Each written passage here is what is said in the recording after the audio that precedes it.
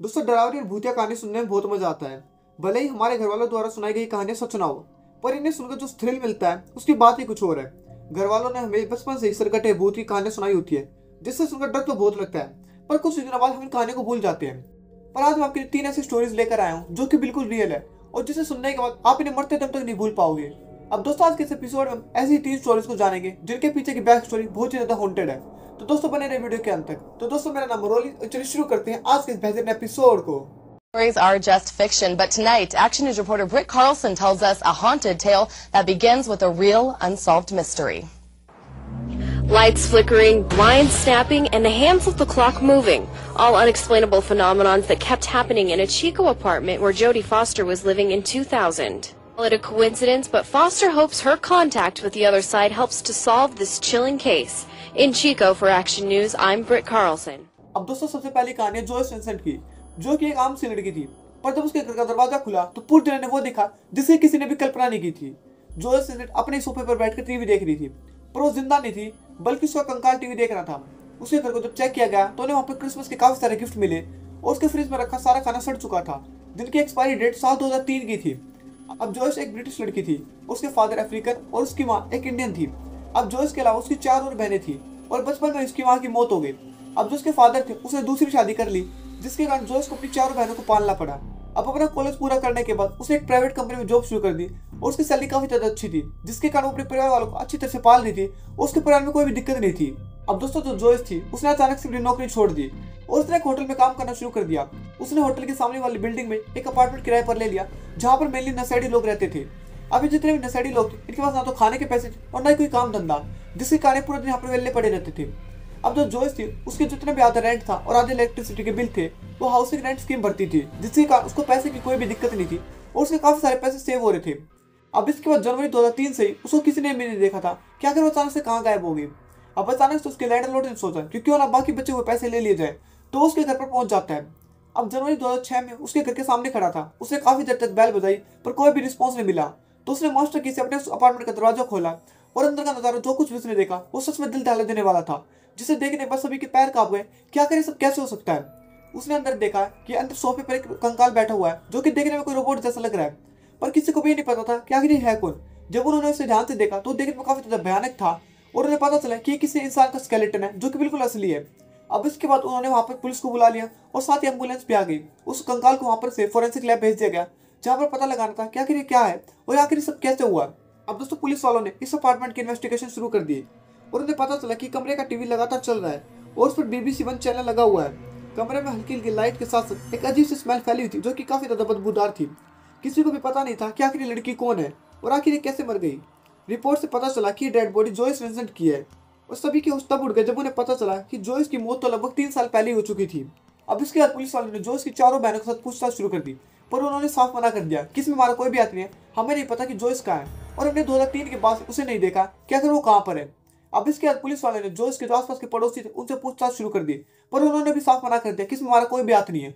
अब पुलिस वालों के हाथ यहाँ पर पूरी तरह से खाली थे, पर पुलिस वालों को शक हो रहा था कि क्यों जोयस की जो बहन थी, जिसको कि जोयस ने अपने दम पर पाल पोस कर बड़ा किया, उन्होंने उसकी कोई भी मिसिंग कंप्लेंट जारी क्यों नहीं करी। अब दोस्तों, ये बात समझ से परे है कि आखिर जोयस की मौत कैसे हो गई, क्योंकि फोरेंसिक रिपोर्ट में भी कोई पता नहीं चला कि आखिर उसकी मौत का कारण क्या था। सभी को लग रहा था कि शायद हार्ट अटैक से उसकी मौत हो गई होगी, पर यह मिस्ट्री आज भी अनसोल्ड है। और इसके बारे में अगर आपको लगता है कि आपके पास कोई ऐसी थ्योरी है जो कि इस केस को सोल्व कर सकती है, तो मुझे कमेंट में जरूर बताएं। अब दोस्तों, ये कहानी एक 16 साल की लड़की स्काइलर की, जो कि वर्जीनिया में रहती थी। अब वो अपने माँ बाप की इकलौती औलाद थी, तो उसके पेरेंट्स से काफी ज्यादा प्यार करते थे। अब 2 जुलाई 2012 के दिन वो रात को अपने घर पर वापस आती है और अपने कमरे में सो जाती है। नेक्स्ट डे उसके पेरेंट्स अपने काम पर चले जाते हैं और दोपहर को जब उसके फादर डेव दोबारा घर पर आते हैं तो उन्हें कुछ शक होता है, क्योंकि जो स्काइलर थी वो अभी तक भी सो रही थी। अब इसके बाद उसके कमरे में जाते हैं और वहां पर चेक करने लगते हैं, पर उन्हें वहां पर कोई भी नहीं मिलता।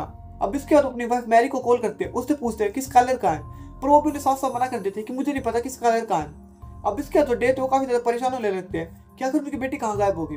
तो उसके दोस्तों के पास कॉल करना शुरू कर देते हैं, जैसे कि शेली और रेचल के पास, पर जो ये दोनों दोस्तें थी उनसे साफ साफ मना कर देती है कि हमें नहीं पता कि जो स्काइलर वो कहाँ गई है। अब इसके बाद जो स्काइलर के पेरेंट्स थे वो अपने घर को पूरी तरह से चेक करना शुरू करते हैं और स्काइलर के कमरे में एक बेंच मिलता है। इसका मतलब ये था कि जो स्काइलर थी वो घर छोड़कर जा चुकी थी। अब जब स्काइलर के पेरेंट्स को और कोई भी क्लू नहीं मिलता तो पुलिस वालों के पास जाते हैं और वहां पर अपनी कंप्लेंट डाल देते हैं कि उनकी बेटी मिसिंग है, जिसके बाद पुलिस वाले अपनी इन्वेस्टिगेशन शुरू कर देते हैं ताकि उस स्काइलर को ढूंढ सके कि आखिर वो कहाँ पर है। अब इसके बाद उनके पास शैल्या का कॉल आता है। शैल्या उनसे पूछते हैं क्या आखिर अंकल आपको स्काइलर मिली या नहीं। तो उसके फादर कहते हैं कि अभी तक हमें शैल्या नहीं मिली है और हमने पुलिस वालों के पास कंप्लेंट डाल दी है। अब जो शैली थी उन्हें बताती है कि पिछली रात को हम दोनों ही, यानी कि मैं, स्काइलर और उसके अलावा हमारी एक और दोस्त जो कि रेचल थी, वो रात को नाइट आउट के लिए बाहर गए थे, पर हमने बाद में उसको वापस उसके घर पर छोड़ दिया था। अब जो उसके फादर थे वो समझ चुके थे कि जो उसकी बेटी थी वापस घर आई थी, तो वो दोबारा से अपनी कंपनी के पास जाते हैं, यानी कि जो उनकी अथॉरिटी थी, जो हाउसिंग अथॉरिटी, उनके पास जाते हैं और मैनेजर से अपनी सीसीटीवी फुटेज मांगते हैं। अब उन्हें उस फुटेज में दिखता है कि जो स्काइलर थी वो किसी के साथ गाड़ी में बैठकर जा रही है, मतलब जिसके साथ वो गाड़ी में बैठकर गई थी उसे जानती थी।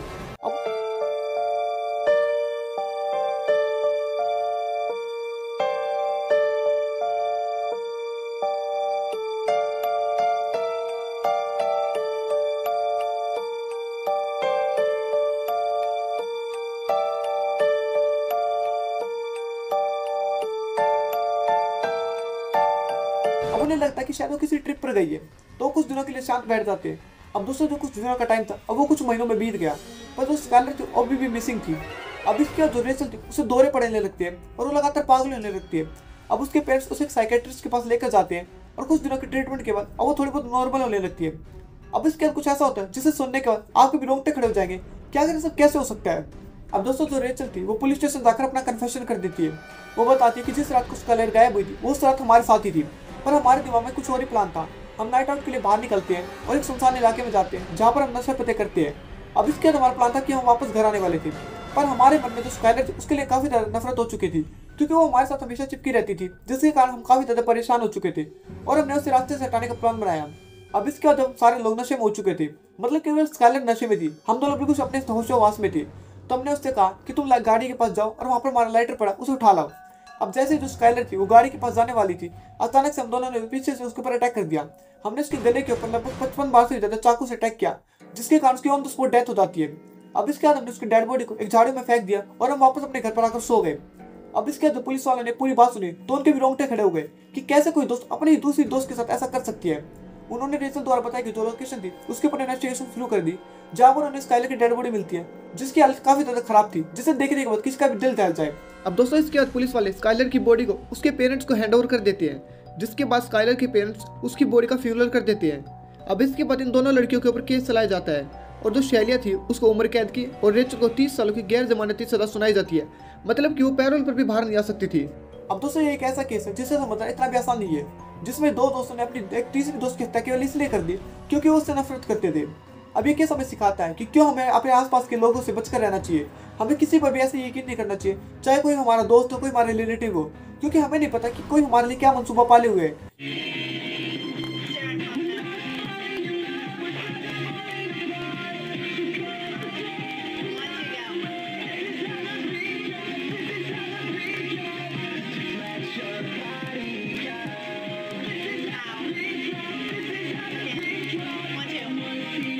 अब दोस्तों हमारी लास्ट कहानी है जोडी फोस्टर की, जो कि कैलिफोर्निया में पैदा हुई थी और 1997 में उसे एक बेटी होती है।